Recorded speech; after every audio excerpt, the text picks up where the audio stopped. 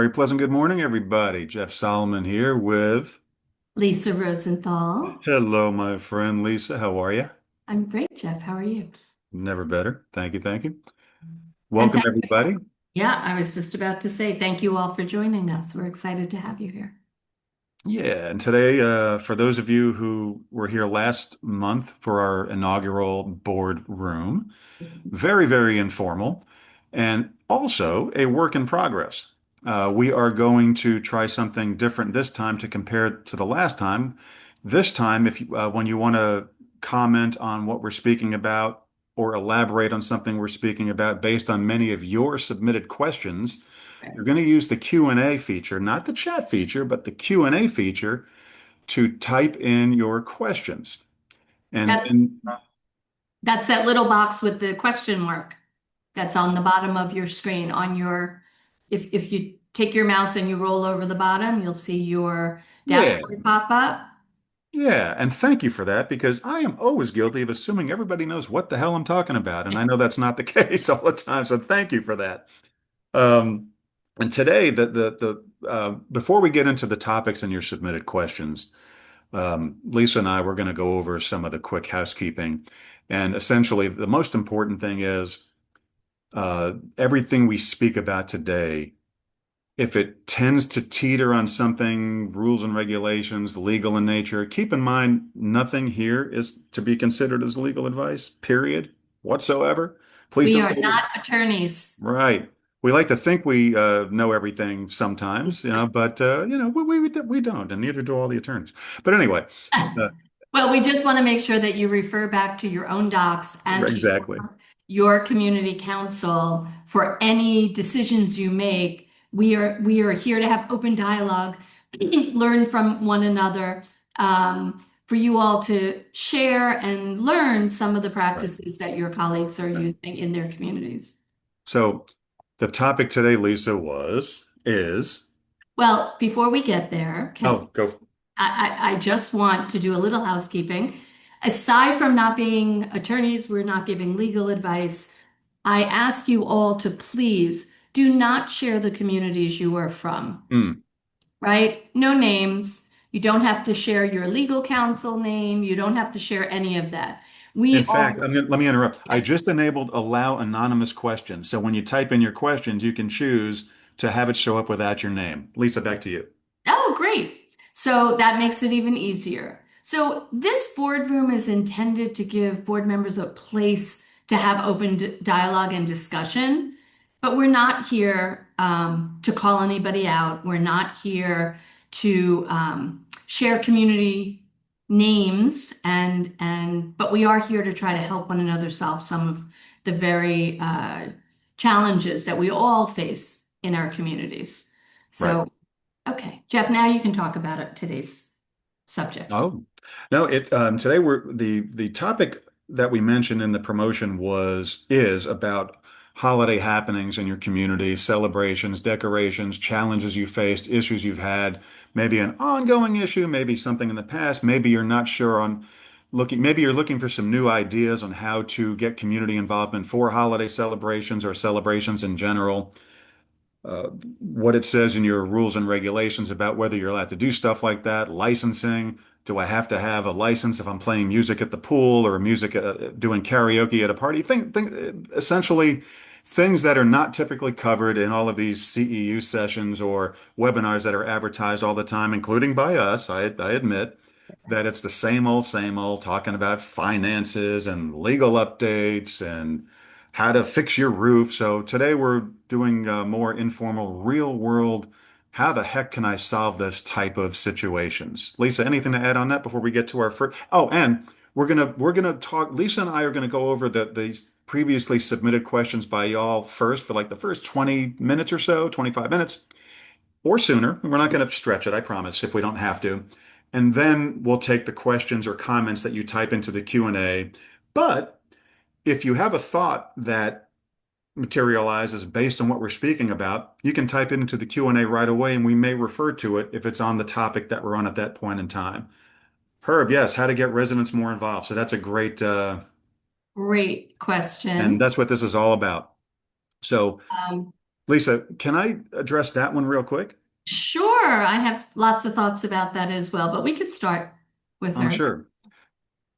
Herb, and the reason I'm bringing that up is elaborate a little more on that. Do you mean more involved in community fun stuff, or do you mean getting them more involved in community operations? Like for example, one of the complaints Lisa and I hear all the time, and especially in my other life with KBR, for example, I hear, man, we only have like 10 people showing up to our board meetings. That's terrible. And my answer to that, when I was out on the field running properties, is be careful what you ask for, because if you regularly are having mobs of people showing up to your board meetings, you're probably not doing things right, or you're probably doing things that are either in other words, there might be problems, might be issues in your community. So, Herb, what do you mean by that? Another side to that, though. There's another side to that. Yeah. And I'll share this because this is real life in my world, in my community. There used to, before I was on the board, the community had, it was like a social event. Hmm. They'd have 150 people show up to a board meeting Yeah. and they serve coffee and cookies. Well, that And yeah. wait, so it If was, you feed them, field but them. If you it was field them, they will come. If you feed yes, but them, they it will was a come. social event, which I appreciate. But as a new resident, there I was sitting in the back of the room, raising my hand, asking a million questions. And Yeah. at some point, I was told I couldn't ask questions.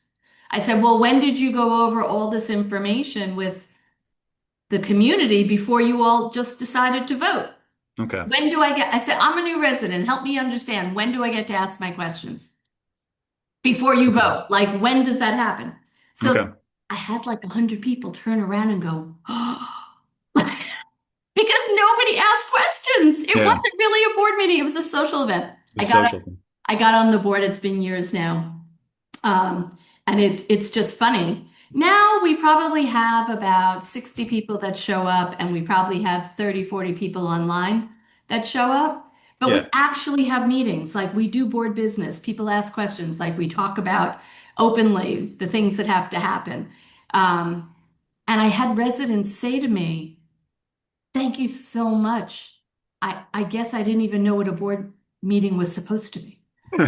And then I had people who said, "It's enough already. Stop talking." I'm like, "I'm so sorry, but this is the business of the board. You're invited to sit and listen, but you don't need to be here. Yeah. We need to be here. You don't get to say it's enough already." So how do you get people involved? So it's not always, Jeff, I think, and I'm sharing my experience because I want folks to understand. And check it out. Herb, he elaborated too, so check that out. Uh, That challenge getting residents to participate when we do have functions, and so that's a great topic. Go ahead, Lisa. yes, and so no, I can wrap up right there. I just wanted to share that it's not always because you have a problem in the community where people will show up to a board meeting. If it's the board meetings run well, if it's informative, um, if there's real business being done, community gets to catch up and they get to hear, you know, updates on projects and updates on all those things. We never did town halls. There was never uh, budget workshops. There was never anything that the community could access to really understand the workings of the community. So the new board, that's what we do. We share a lot. So I think there's just a variety of reasons people show up and don't show up. Yeah, of Um, course. So, yeah, there you so go. So anonymous attendee said that our community people avoid the board meetings because the board of directors dislikes questions and they insult owners, even swearing. Yeah. So I will tell you that there's definitely a core group of people in my community that don't appreciate the board, particularly yeah, some of the decisions we make. And at the end of the day, I have told everybody, if you use profanity, the meeting will end. We will remove you, right? Like at the end of the day, you don't have to like the decisions of the board, but you must be respectful. yeah, We're all neighbors, right? But there It's are, okay to disagree. It's okay to disagree and still be neighborly with people. yeah, but and then when you don't know how the community is supposed to be run, if you're not versed on the rules and regs, if you're not versed on your docs, Yeah, it can be very agitating for residents who don't understand. So I push back and just say, I think you should really study yeah, statute 720, right? yeah. And then let's have a conversation because I don't have time at a board meeting to educate everybody about what statute says. So, So, good stuff. Yeah, yeah, it's because it helps to be knowledgeable with the R&Rs and everything. I yeah. 100%. And being that Herb elaborated too. So the challenge getting residents when we do have fun functions. My immediate response to that is something that we used to do are these informal surveys on what do you want to see us do as a community? What kinds of events would you like to see happen? And the reason why something like that is so dang important, Lisa, and everybody in attendance is that, and I'm guilty of this. When I started in this business, I was this 25-year-old punk who thought I knew everything. I thought I knew what everybody wanted to do. I thought I knew what the best event for the community would be. And here I am, a 25-year-old working in a 55 and over community, thinking they're all going to like the same, they're all going to think my ideas are the best ideas. So Yeah. these informal surveys are the best way to go to try to get a sense and a feel of what the folks like. If you have clubs in your community, like whether it's a car club or a canasta club, whatever, clubs and organizations in your community, take a look at which clubs have the greatest amount of participation. That's another thing that can help with the types of events and activities. If it's a 55 and over community, for example, you may not want to have Taylor Swift night. You may want to have Frank Sinatra night. I mean, that's a crazy example, but I think that the point I'm trying to make is read the audience, get a feel for what everybody's into. Lisa, what do you have to add to something like that? Only you mentioned that you were a young person in a 55, managing in a 55 old plus community. Yeah. Um, so I live in a 55 plus community and it's How? very, How's that possible? yeah, right? Don't you see all the gray hair? It's Anyway, all God, there. sorry. Um, but it's very interesting because not only do I work full time, 80% of the community's turned over in the last 4 years. Hmm. And most of the residents are on the younger side of 55 plus, and most still working. Yeah. So I think some of the older residents that have been here a long time, they have plenty of time. They're all retired. They play cards. They're at the pool. They're doing a variety of things. Events during the day are great. But if you're not holding regular events at different times of the day where folks can access them, um, it becomes a challenge. So I know that not just in my community, but in several nearby, that seems to be a common trend where Yeah. people are working full time, they have less free time, and Yeah. from the engagement I have with local communities, it seems that we all have the same challenge when it comes to participation. Yeah. So you're not alone. I don't have a great answer for you, just some thoughts No, around maybe the why. there is no magic bullet answer that's ever going to work. And that's the important thing to remember as a board member, or if you happen to be a manager here. I think we said this last month too, so I'll be quick. No matter what you do, never ever is there one magic bullet answer for everything. You're never ever going to satisfy 100% of the people 100% of the time. Never. So don't go into this business or industry thinking that you're going to be a savior.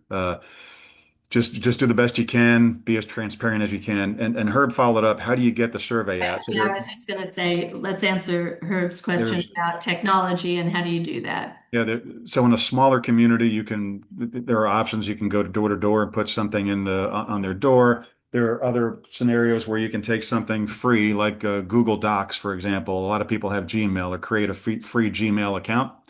You can use Google Docs to create a survey or Microsoft and send out free informal surveys to everybody's email address that way. So that's a cheap or free, in many cases, way of doing that. If you have an association website, which is more and more associations now have to have websites by law. Most of these things, talk to your management company. They have these features built into the site where you can have interactive forms for people to fill out and submit their suggestions. If you don't want to do a survey, educate the community to let them know to go to your community association website and fill out the comment form and give us your suggestions. Or if you already have a comment form for association business, like, hey, my grass needs trimming or whatever, there's a broken whatever in the gym, and you submit that form, ask your management company on that form to add another field about community suggestions for events and functions and parties or things you'd like to see. So it's a relatively easy fix, to do something like that. Several ways to do it. So Herb, I hope that helps, gives you a little brain candy to get something like that going.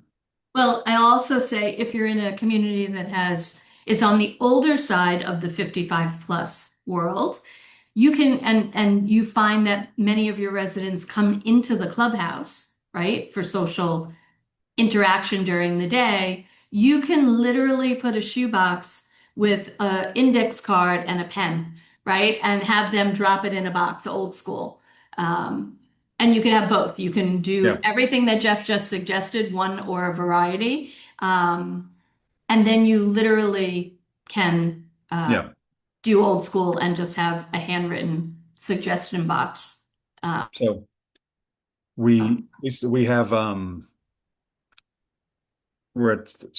let's do sort of, I don't want to say rapid fire, but let's go through the pre-submitted questions because we have a very interactive crowd today. But wait, but wait, because there's another response. So, anonymous attendee, thank you so much. Yes, code of conduct read before a board meeting is so important.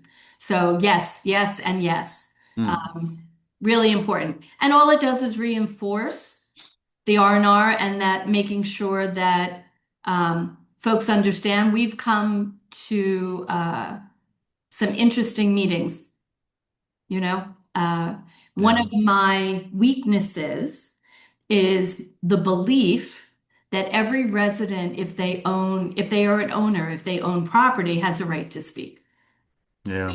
And that even to my own detriment, right? People that less than kind. But Yeah. I do believe and I hold that principle, um, even when it gets difficult. Yeah. But great, great, great. Yes. Code of conduct. Oh, Herb, you're very welcome. Lisa, well said. Well said. Thank you. And there's a couple of other comments that we're going to get to afterwards. There's a great hot topic, which could be one of these discussions all by itself on armed, law-abiding armed citizens. That's something we'll get to that in a little bit here. There's a big discussion right now where I live and Yeah. the surrounding communities around Yeah, as well as my former. firearms allowed in on common property. Yeah, and that's where the association documents come into play, where they can say stuff like that you can't bring it into the club. We can get into that. Yeah, we could have a whole discussion But just on it's but before an anonymous attendee, we will talk about that in a little bit. So that. your question is not being ignored. No, but But before we move on, I will say that's the best kind of thing to talk with your association counsel about as well. But we'll 100%. get into that in just a little bit. With some of the pre-submitted questions, because we did promise we would do that first. So one of the questions was regarding party planning and doing things like having a DJ, if you do the DJing yourself, like if you play your own music, or have a karaoke night, that kind of a thing. And while I'm not a copyright attorney, I do happen to have some experience with this, so that's why I want to take this question, Lisa, if that's cool. absolutely. I think it's important because when you mentioned this to me, when this question came in, I asked Jeff, I'm like, have you ever heard of this?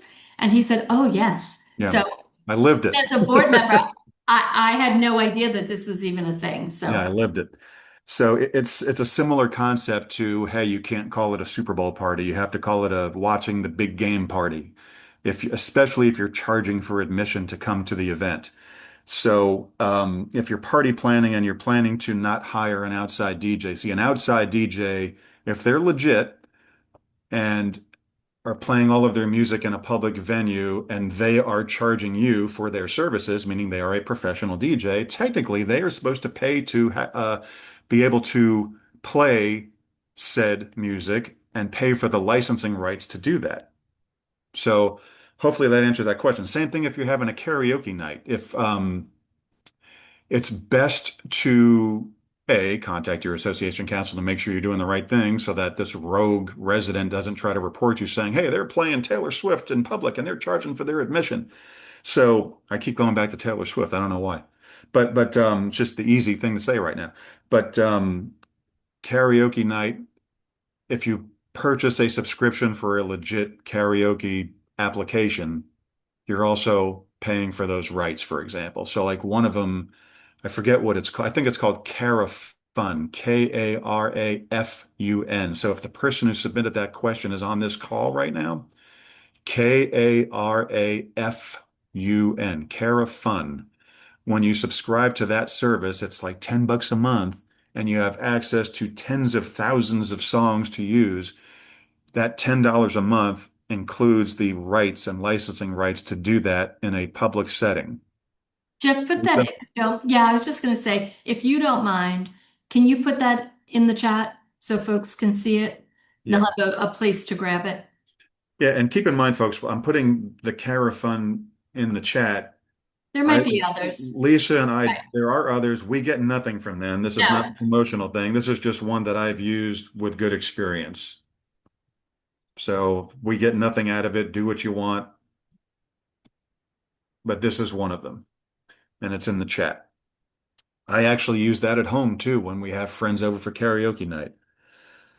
So, and we did that during the COVID times. We had, when I was the CED for CAI chapter, we would do a Zoom karaoke night. It was quite entertaining. So, the next question, Lisa, community decorations. What happens when people don't take them down after the holiday? Do you face that in your association? In our association, sure. We Yeah, just we send them a reminder. It's yeah, X date. It's time, it's long overdue for you to take your yeah, decorations down. And on the rare occasion somebody ignores us, they get a violation. They yeah. get a violation notice. But A we reasonable one. a reasonable one. It look in our community, and I say it at every board meeting, we're neighbors. I'm a resident. I'm your neighbor. Yeah, What's good for the community is good for me. Like it's good for everyone. yeah, And if you look, it all boils down to we live in an HOA. There are people that live in condos and co-ops. yeah, We have rules, right? There are guidelines so that everybody can live peacefully in their home, right? We all come from different places, especially in South Florida. We all come from different places, right? We all lived differently before we got here, and the rules are hard sometimes when you've never lived in an HOA or in a condo, and all of a sudden you have all these rules and you don't yeah, they apply to you.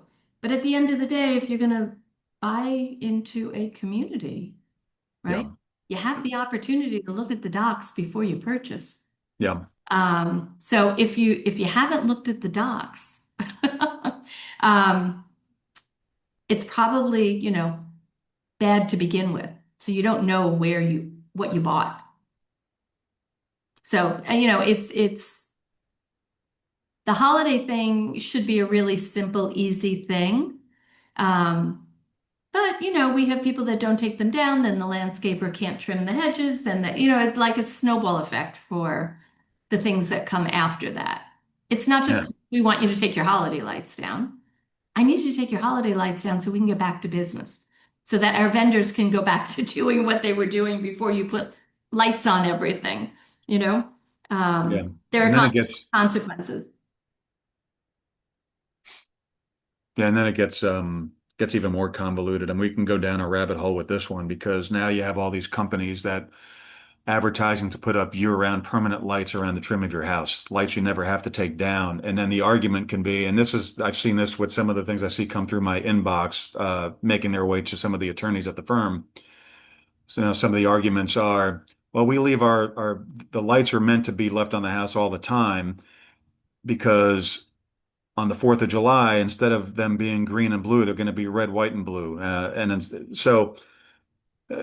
that's this could Yeah, be it wouldn't another, fly in our community, that thought process. We also have we have rules and regulations around aesthetic because we Yeah. live in a community that Well, we that's the key. That's the key. take that pretty seriously, that Yeah. there's a certain aesthetic we all bought into.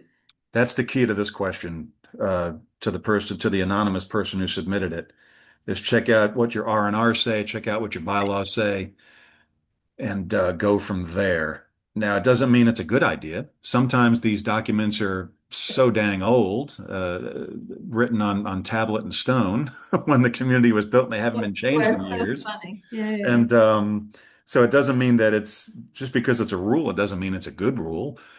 So this is the kind of thing where, again, informal polls and surveys can be a great kind of thing to get a feel for the community, to bring things to the board at a later time for potentially updating your R's and R's, bylaws, and so on and so forth. So polls and surveys go a long way. And we already touched upon the fines about being reasonable, so we're going to kind of skip that one.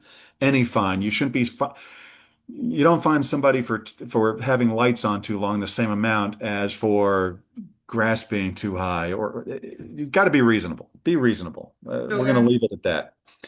sure. What another question based on the topic for today, Lisa, was what are some of the ideas that you have seen for different types of celebrations other than the typical get together in a room, have a singer, and serve food? What are some other alternative types of holiday celebrations that you have seen in condos, HOAs, and cooperatives? Oh, that is an open-ended question and They're endless. looking for ideas. They even Yeah, said, I'm yeah, looking yeah. for different Well, ideas. I mean, one of the things that has always been so much fun, and we don't do it in my community, but in another place in time, there was always a holiday masquerade. Oh, that's fun. Like dress up. That's a lot of fun to dress up, masquerade. There's also a community dinner.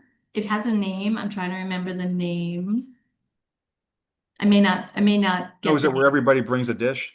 No, it's where people volunteer to cook dinner. Oh, And it's okay. kind of you meet your neighbors that way, right? There are people that sign up to host dinner or and then there are people that sign up to participate in dinner, right? And we did it as a charity event. So the money we charged people, but the money went towards a charity. So it wasn't a community and it had nothing to do with my current community. Yeah, But it was a lot of fun because you got to have dinner with strangers that live in your community. So you got that's to cool. meet your neighbors. And it's interesting. People are like, who would want to do that? You would be so surprised at how many people would be interested. Not Yeah, just be interested, but how many people wanted to make dinner, yeah, right? Show off their culinary skills. And every house, like one house, they made Indian food, right? One house yeah. made Italian food. One house made, burgers. One house Around the world, around the world. yeah, around the world. And then there was only a certain number of seats for each meal. And you did not tell residents, whose house it was. You gave them the address Yeah, when they signed up and paid. It was a that's cool. very, very nice thing. It was a community dinner. And That's then the clubhouse hosted dessert for everybody. oh, So cool. everybody then came together to talk about the meals they had and Yeah. what an experience it was, right? That's probably one of the most fun that I've participated in. It was great when we did it. And that's great. That's where, events like that, I can see where if you have two people that may have conflicted or with each other at a board meeting, had a disagreement, but then they come together at something like this can go a long way towards building some cohesion in the community. Even if you don't agree on everything, again, it's okay to disagree and still get along, folks. Welcome God, to America. yes. I know, and some of the other couple of the things that came to mind when I saw that question, Lisa. Yeah, I love the dinner. I'm getting hungry now. Thanks a lot. But the it's really a fun event. somebody from the So much fun. oh, I'm sure it is. And next time you have one, I want to be invited. The I'll fly in for that. The somebody one of our callers or attendees happens to, he disclosed where he lives. It's a huge community. You've probably seen it on the news, but I'm following Lisa's rules. I'm not going to say the name.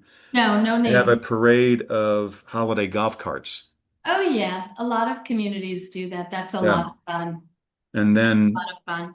there's another person suggested just in the chat here in the Q&A. I'm sorry, in the email when they suggested ahead of time. We have a community, they call it a white elephant sale, but they compared it to more like those Christmas markets like you see in some of the big cities around the world. Like New York has the Herald, the Square Christmas market. So Sure. so basically the community, they set up tables. You buy a table for $5 or whatever, and it goes towards the budget of the event. And you sell stuff to your neighbors that you like a thrifty holiday market type of thing. So that's kind of a fun thing that I've seen, and we actually did that. Well, And I'm just going to interrupt you for a minute if yeah, you don't mind. I want to remind people, go back to your rules and regs and your docs. Many communities won't allow you to do that. Won't allow you to sell things in in your clubhouse. So just make sure you go back to your rules and regs and your docs to yeah, make sure that that's something. It's a great idea and it's a lot of fun and again, another way to meet your neighbors. But not all communities will allow you to do that. right. Yeah, we had a stipulation where if not everybody was welcome to attend, if it was a private type of event, it was not permitted. The fact that it was open to all people who live there and their guests, if they wanted to bring a guest, Right. it was allowed. So again, read your R&Rs. Great that you reminded us of that, Lisa. Every community is going to be different. But if you're so one example in the R&Rs or the bylaws is that, well, actually somebody just wrote, well, what about a club? And that's a great question. Clubs are private. Well, yes and no. Clubs in your organization are not necessarily private. It might be a club event and only members of the club go to the event, but anybody in the community is allowed to join the club if they want to join the club. So that's the way to get around that, you see. So that's how you get around that stipulation if that happens to be in your bylaw. So it might be a golf club event. The golf club might be the one throwing the party. You don't have to be a golfer to join the golf club. They'll gladly take your dues. If you want to pay this $100 a year to join the golf club and not play golf, fine. They're collecting your dues. But you are a member of the golf club, then you can go to the party. So the fact that I know it sounds convoluted, but it's really not. As long as your organization is open and available to anybody who lives there who chooses to join, that's how you can get around rules like that. So I hope that makes sense. And we are not lawyers, so please check with your association attorney. Um, if you really, if it's something you'd like to do, and Yeah. don't turn around and say, but Jeff told me if I do this, it works. So No, and a lot of what we say today can help garner change where you live. 100%. You can bring up these ideas to your board and see where it goes. Maybe you are a board member. Maybe you're the hero. You bring them up, you know? A hundred Um, percent. And you hopefully all of this conversation sparks really good questions, right? yeah, they keep coming in.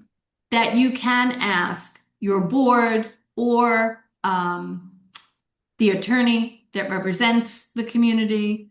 And your property managers, your CAMs, are going to be amazing resources for you, Yeah. right?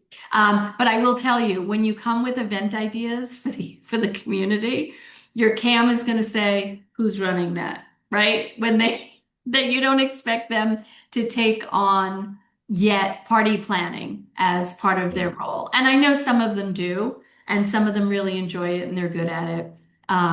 But it really shouldn't be the responsibility of your CAM. Your CAM can guide, they can help in the HOA or the condo business, right? If there are vendors that have to be paid, if there are rooms that have to be set up, if there's logistics that the CAM will get involved with.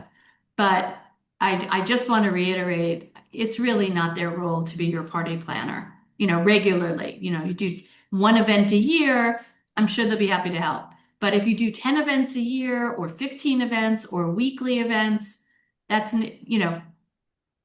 depending on the size of your community, you should really consider either putting together um, a committee, and that's all they do is they're going to handle the events, and then you have one point person that interacts with the CAM or the office staff, right? I've had the experience where previous culture, and that's a big deal too, is the culture as communities turn over and homes are sold and people come and go, uh, Yeah. the culture of the community changes. So what was happening even 10 years ago, it's very different today. You know, Yeah. 55 plus communities, people like to say, I don't want to use that technology. I'm not good at it. I'm old. Okay, well, you figured out how to use email.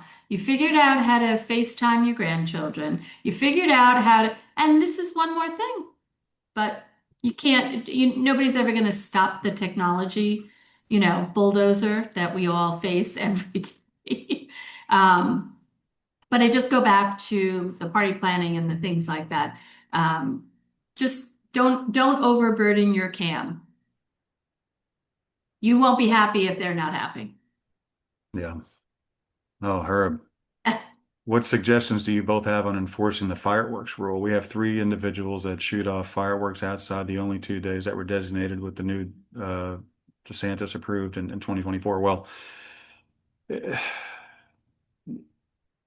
if your association document your association documents can have language like do your docs have language like that in there? I mean, you can have language in there about no fireworks on there, and that's not a hard one to have your attorney help you construct if you don't. I mean, that's a so many things can go wrong with that. So many things can go wrong with that. I'm just curious what your docs might say now. But the last suggestion that anonymous person had was a local, and this is a cool one. This one I would love to see happen. I did this one a long time ago and I'd totally forgotten about it. So thank you to whoever submitted this. They had a local automobile, like a local car club, come into the community with exotic and older classic cars. That sounds really cool, like a big festival holiday. That would be, imagine having like tables to get holiday gifts and trinkets, what and whatnot, and having classic cars, maybe a hot dog cart along. Oh, that sounds like a fun thing. That would be great for, you need the space to do it, of course, but that sounds like a fun thing. I'm gonna guess that this auto club suggestion is coming from one of those larger communities that we mentioned earlier. Yeah, I would say my community was built and the builder was not generous with parking, chose to build more houses instead of the parking lot he was supposed to build. Yeah, So we barely have room for residents, let alone guests, let yeah, alone anything like that. So yeah. definitely have to have the size, Gotta have the space.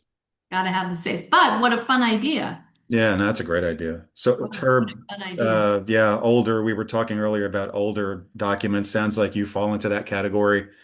That's the kind of thing that you need to talk with your association council. You want to get something like that addressing fireworks on property in your documents, if at all possible, and documents and rules. That's not something Lisa and I can really touch from a legal standpoint, but again, so many things can go wrong. I've seen things. I don't know if any of you remember the fireworks explosion at the Pompano Fishing Pier back in the late 2000s, I think it was. I forget what year it was exactly, but that's when I was living in that area. I was there. Big explosion at the end of the Pompano Pier. The Pompano Pier ended up being closed for like 2 or 3 years while they rebuilt it because of that professional fireworks explosion. So imagine even small scale fireworks you can buy at a Walmart or stand on the side of the road. Imagine that in the hands of a crazy neighbor who has 17 beers a day. Oh my God, so many things can go wrong. So I would definitely talk to your association council about getting something in your documents about fireworks on association property. Okay, so I have absolutely nothing to add to this. I come from a place that personal fireworks are illegal. I can't stand them myself. It terrifies my dog.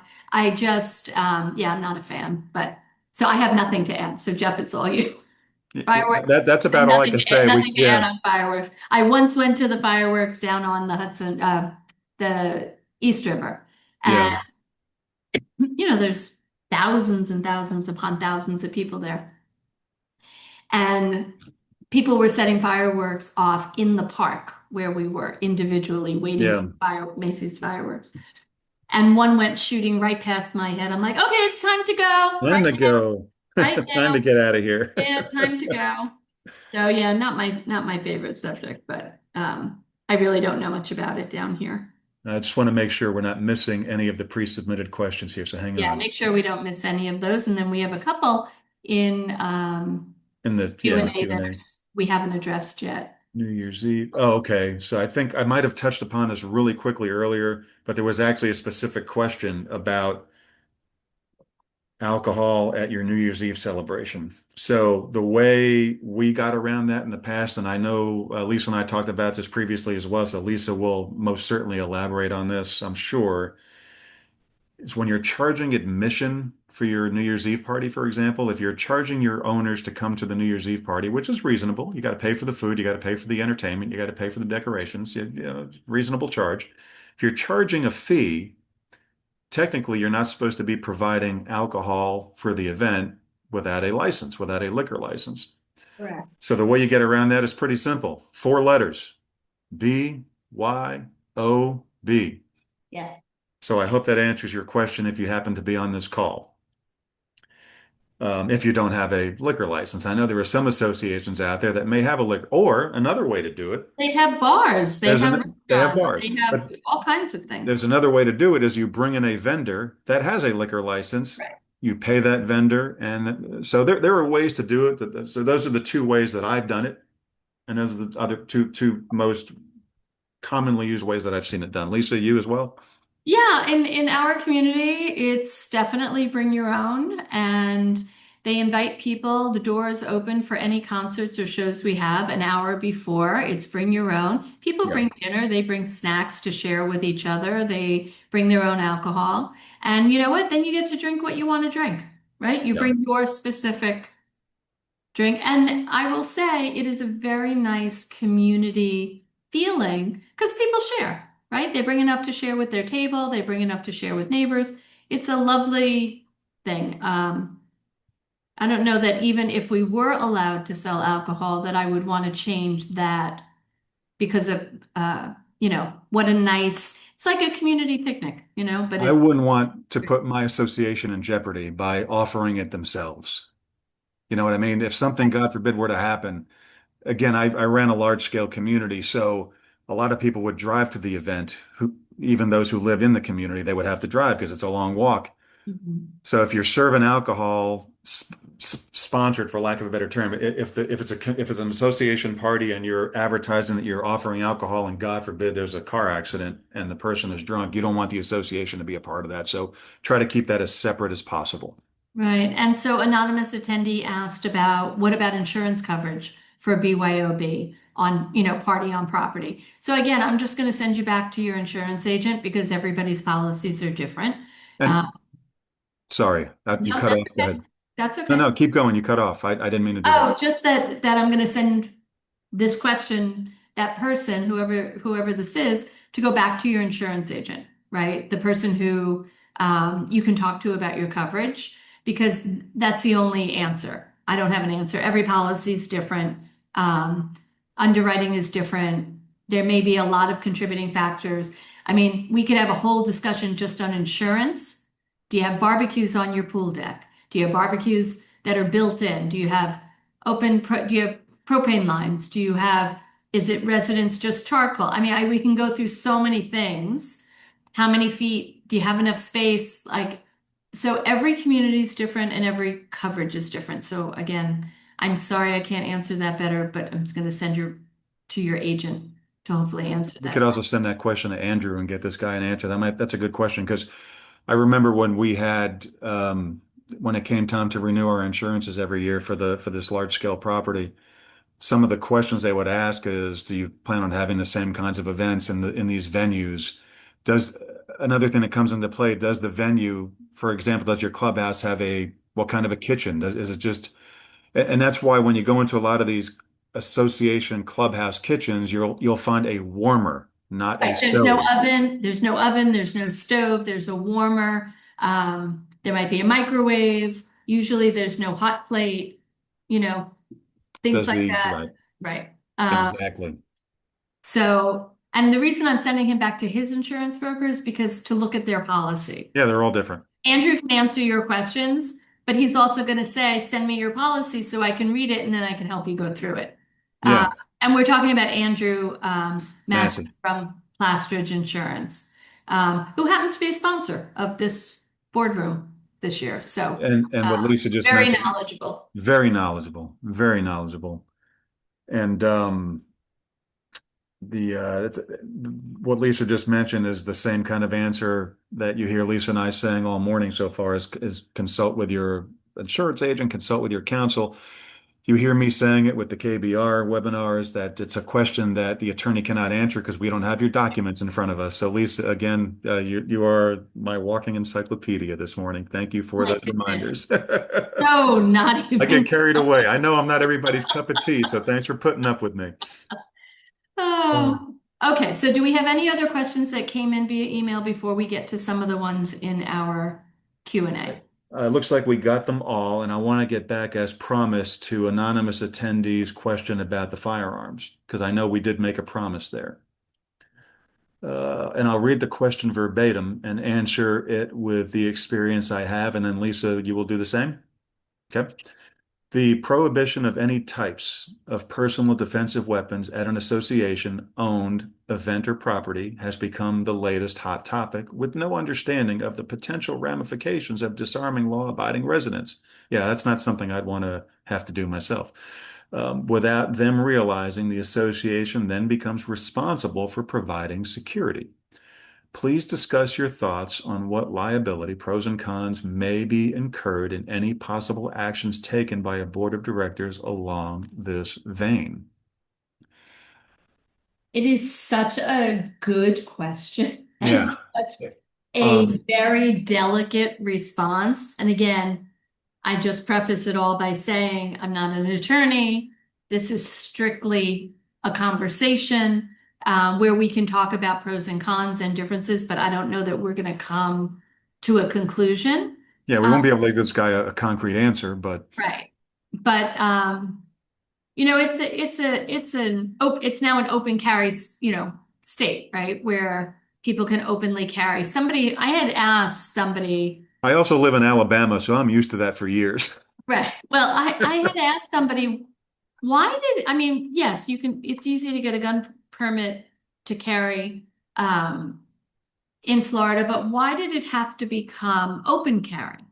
Right? Like I asked somebody, Yeah. and but they gave me a very good answer. They said because so many people would get uh, uh, would have a legal issue, and that's how I'm going to phrase that. Would have a Okay. legal issue, if they were carrying concealed, so they would have it on their belt, and then literally. Um, uh, their shirt would move, their jacket would move. Now it's open, right? It Yeah. would be seen, and they Right. would have a legal issue because of that. So I'm sure that's not the only reason. I'm sure that there's a vast number of reasons. But I thought to myself, wow, that makes sense. Like it's already, concealed carry is already a thing. I make the assumption in Florida that everybody's carrying a gun, right? No road rage. Don't piss anybody off. Um, but at the end of the day, I think that and it's not even a personal thing. It's common sense. If you're gonna have, we're an open carry state at a board meeting where tensions can run high. People uh, often have outbursts that are inappropriate because they don't have a filter or they don't have self-restraint. It would be very concerning that somebody, is carrying when they come into the clubhouse to a board meeting, right? As a board member, that might concern me, right? If you don't have impulse control to not curse at me, If you don't have control to respectfully state a problem, a question, or a concern, do you have impulse control not to pull the gun out and, shoot me? Yeah. So I don't know that I have a really good answer, but a lot of questions that come from your question. Yeah, there is no one great answer for this, but the pros and cons, you have the obvious pros and cons of a conflict boiling over to something catastrophic happening, which we don't want. But right now, what I can see happening out there from what I just from moderating some of the firm webinars when questions like this come up is what the attorneys will say is talk to your association counsel about some of the options. And I hate to keep falling back on that, but a lot of these fall on that. But in terms of what I've seen happen out there, I've seen exactly what this person says, where the firearm, I know there are other weapons out there, but I'm just going to, when I say firearms, consider firearms to be all encompassing, knives, whatever. So when I say firearms, I'm talking weapons in general. So I've seen them banned in the public spaces where you can have them not allowed in the clubhouse, not allowed in the meetings, not allowed in the card rooms, not allowed in the fitness center, not allowed at the pool area. But then if you have a sub-association, that sub-association can have different rules, for example. So this, again, I know I don't intentionally intend to dance around your question. I'm just giving you all these different But scenarios that I've seen. I think So Jeff, it's important for the conversation to open it up to all the different the variety different of scenarios, yeah, right, because yeah, that's part of what happens and part of why we thought it was important to start this monthly chat yeah, is because perspective is really critically important. Like I said earlier, we all come, especially in South Florida, we all come from different places. We're all accustomed to living in different cultures, different types of communities, in different ways. And when you come down to South Florida and you're all in a community that you're living under the same rules and you're expected to follow, certain guidelines and things, it may not be aligned with the culture we came from or who we are. right, But we still live in that community regardless, right? And then again, I always say if you don't like the rules and regulations, then understand the workings and the system and change them, which means you have to put effort and energy in. You don't get to just complain. yeah. The yeah, and getting to the root of the question on liability, this is something that has to, you're not only getting your association counsel involved, you're also getting your insurance agents involved too. You're to talk about what types of expansion on, and this is very important because this may help. Now, again, anonymous attendee, I don't know which side of the fence you lean on with regards to you want to be allowed to bring a firearm into a public venue in the association or against it.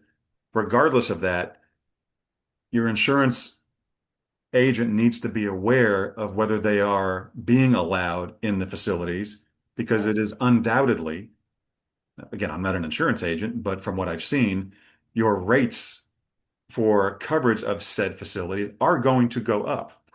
So that is something that may sway the decision-making process of your board to go one way or the other with those rules and regulations for weapons in public spaces, especially in this day and age where putting 20 items from Publix in your shopping cart will run you $160, where $160 used to cover 2 weeks worth of groceries.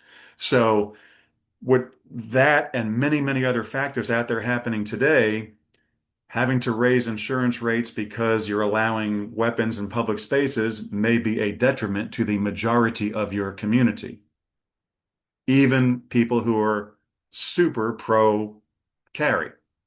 So I hope that, again, not answering your question 100%, but giving you some things to think about when discussing this with your members and your board.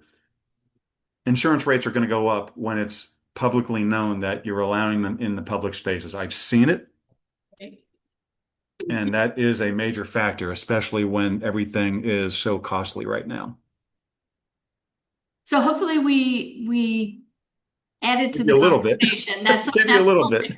can say. So Jeff, let's go on to what we have in our Q&A, because we don't have that much left. Yeah, let's see. There's somebody did follow up earlier So I with, want to address anonymous attendee who said our 7-member board only has 4 members, and one of those members is never on site. How do boards actually discuss issues without having a posted meeting? Well, that's a whole different issue than what you just stated because you have to post your meetings. Um, it's required. I have no problem having a posted meeting in order to discuss association issues, but others don't want to have these discussions in front of other owners. Well, that's the whole point of a board meeting, is to have those discussions publicly. We need to be open about our planning, and the owners should all be aware of what we are discussing. And yes, as we as a board, as board members may not always agree, but we need those discussions. Yes, agreed completely. Jeff, do you have thoughts about, there's a whole bunch of things you said in there, anonymous attendees. So um, I will say, again, not an attorney, but all you have to, I don't know if you live in a condo or an HOA co-op. I don't know the structure of your association. So I don't want to speak specifically about the guidelines for your community, but yes, meetings need to be posted. The type of meeting has different posting requirements. So a regular board meeting has one requirement. Your annual meeting has a different requirement. Your budget meeting has a different requirement. So specifically, you should take a look at whatever statute governs your association and look into the type of meeting specifically you're talking about, and then what the governing rule is around that type of meeting. So yeah, hopefully that addresses that part of your question. The 7-member board, you have 4 members and only 3 are showing up. You don't even have a quorum. So you can vote on nothing. So I don't, again, I don't know and understand if that, how you're voting on things, but um, you need a quorum for any board, right? To be able to conduct business. So I would suggest that again, you really kind of break down what's happening there, how it's happening, and maybe address that with the board based on statute, whatever the statute is that governs your community. Because it would be important. It sounds to me like you might have some real concerns about, some valid concerns about what's happening there. yeah. So hopefully that answers, you know, your question. Well, that was good. Um, You want to take the next one, Jeff? let's see here. 7 minute blah, blah, blah, blah. Code of conduct. I want to see if there are any that are on topic first. Okay, well, while you're looking at that, I'm just going to go over a couple of things. Okay. First, we want to wish you all a beautiful, safe, happy, and healthy holiday. Um, ACE, for those of you that don't know, ACE is a program that my mom started 8 years ago, 9 years ago, 10 years ago. I'm not even sure exactly how long ago at this point. And then she retired, and as she was retiring, my daughter Marielle and I moved down to South Florida, and it was interesting. So we're very happy that the community has grown over the last 4 years the way it has. It's become real community. So this boardroom, we hope you continue to show up and send us questions. If you have thoughts and ideas, if you have comments and suggestions, we are open and very interested to hear from you. Please just send us a note. We'd love to hear from you. We'd like to know what we're doing well, what you're enjoying, and maybe where we have opportunity to do something better. Yeah. So by all means, please don't hesitate to reach out to us. We don't do any in-person events in the month of December. We want you all to enjoy your families and your holidays unencumbered by having to worry about showing up to an in-person event. But we will ramp right back up again in January. And if you go to acebytsk.com, you'll find all of our event schedules there. Boca is about to be released, but it'll probably not be until next week. But Pompano and West Palm, um, all the dates are there. So if you'd like to join us in person, great. If you're joining us from another part of the state in Florida, we'd love to know where you are, and maybe we'll come do in-person events near you. So we have a bunch of other locations we're working on, and hopefully those will be released soon. What did I miss, Jeff?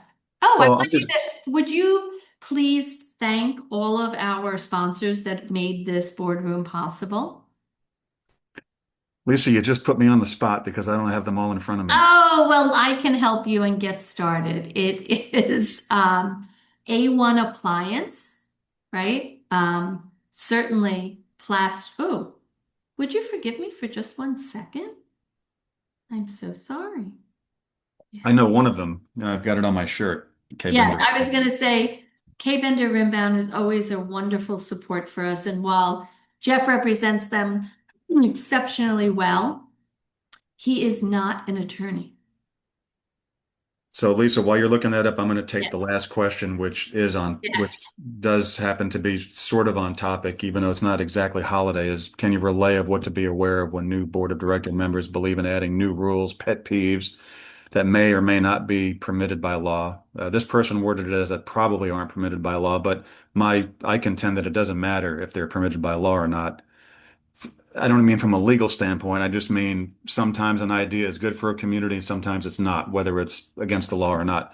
So bad bandwagon ideas can be hard to stop when promoted vigorously by a clueless member. For example, i.e., no pickup trucks, occasional swell parking by guests, then being towed immediately. Types of ideas that promote lawsuit and ill feelings. And part of that, and this is more of a rapid fire answer because we're supposed to have ended this 3 minutes ago, but I want to touch this real quickly. And do email us, and I could answer this more in depth on some ideas. But we go back to the conducting informal surveys and collecting some data is going to help get a feel for what the community really wants.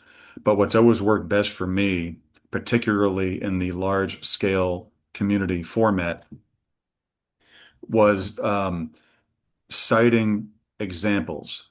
So when you say, no, we're not going to do this, or we're not going to promote this type of idea, I would never just leave it at that. I wouldn't say no and then walk out of the room. All right.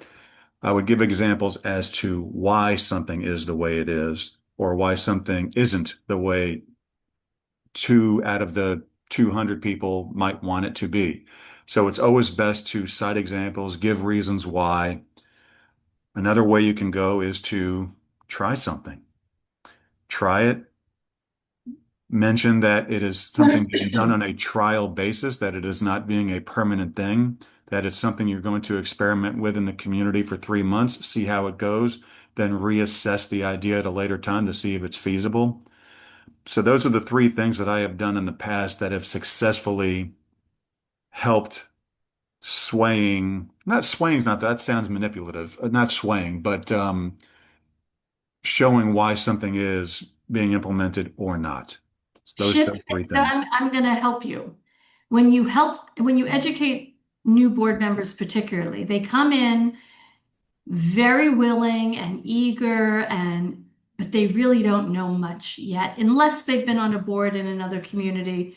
And even then, if they were on a condo board in another community up north, very different than South Florida. So, Yeah. um, when you help educate new board members, you can shift their perspective. So it's not Yeah. manipulating them, but you need to help them learn and understand Why? the why, and then you can shift their perspective. And if not, you have to live with, answering their questions, which is fine. I mean, answering people's questions is what we should do. Yeah. But when it becomes destructive to the board is where there's a real problem. Absolutely. So I want to go back to thanking our sponsors. Yeah. Not that I Yeah. know them all, but each and every one of them, and we say this in our in-person meetings, we say it on our summer webinar series, because the people we work with, and if you've been following us a long time, you know, we work with the same people for the most part, over and over and over again. And that's because they really are trusted advisors. Yeah. They're tops in their fields, in the marketplace. So A1 Appliance, City Quiet Windows and Doors, South State Bank, The Paving Lady, Plastridge Insurance, which we talked about Andrew earlier, Andrew. Yeah. right? The Falcon Group, Fantastic people. yep. Reserve Advisors, who you've heard from Matt, Matt right? he is the man. Right. Kay Bender Rimbaum, and we hear from a variety of their attorneys, from Michael Bender to Peter Mullengarten to Emily Gannon. I mean, we hear from a lot of KBR's attorneys who are all fantastic. And Best Roofing, They're they fantastic. did- they've been around a very long time. They're a staple in South Florida. And Vote HOA Now. Yes. Right? Kathy. So Kathy Slight, who has done in-person presentations and virtual presentations for us. Um, if you've not considered online voting, it's something to seriously consider. It simplifies the process and the cost savings. The cost Yeah. savings when we're doing docs right now, the cost savings is in the thousands of dollars. Um, just printing paper and mailing. Yeah. So, anyway, I really just want to thank you all again for attending and look forward to seeing you at our in-person events and having you join us again. So, send us your feedback. We'd love to hear what you thought.